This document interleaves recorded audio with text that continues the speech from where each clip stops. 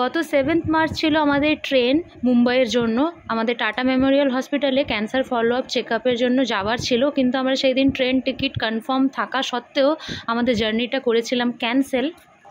তো বন্ধুরা, দেখতেই পাচ্ছ আমরা এখন এসছি খড়গপুর স্টেশনে। এখন আপাতত দাঁড়িয়ে আছি এটিএমে। খাওয়া দাওয়া সারার পর এসছিলাম।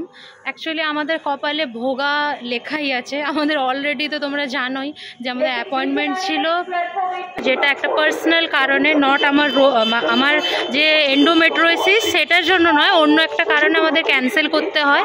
তোমরা আবার শুনতে পাচ্ছ কিনা আমি জানি না। তো ওইটা ক্যান্সেল করার পর আপাতত আমরা একটার পর একটা ডেট রিশিডিউল করে আছি অ্যাপয়েন্টমেন্টে, কারণ আমরা টিকিট পাচ্ছি না। কারণ অলরেডি আমাদের ক্যান্সার কোডের যে সার্টিফিকেট ওটা ইউজ হয়ে গেছে, ট্রাভেল কনসেশন। তো ওটা থাকলে ওয়েটিংয়েও কাটা যায়, কিন্তু ওটা নেই, যেহেতু নেই, তো সেই জন্যই এখন আমরা তো ওয়েটিংয়ে টিকিট কাটতে পারবো না। ওই কনসেশন লেটার থাকলে ওয়েটিংয়ে টিকিট কাটলেও কনফার্ম হয়ে যায়, কিন্তু যেহেতু ওটা ইউজ করে আমরা অলরেডি টিকিট কেটে ফেলেছি আর কাটার পরও যেতে পারিনি ডাক্তার দেখাতে, সেই জন্য এখন টাকা দিয়ে মানে নিয়ার অ্যাবাউট 1,500 টাকা মতো খরচা করে এখন টাকা দিয়ে টিকিট কেটে যেতে হবে। আমরা আর ট্রাভেল কনসেশন লেটার চাওয়ার পরও পাইনি ওদের কাছ থেকে, হসপিটাল থেকে, কারণ ওরকম হয় না বারবার। তো চলো এখন ক্যাশ দিয়েই টিকিটটা কেটে নিই। এখন স্টেশনের বাইরেই আছি।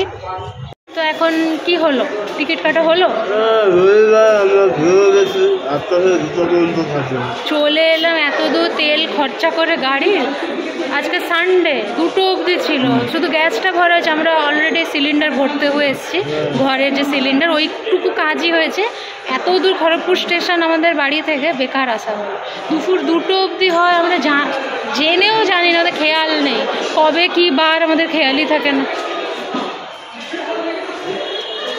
তো এই দেখো টিকিট কাউন্টারের বাইরেই দাঁড়িয়েছি। তো চলো বাড়ি চলো।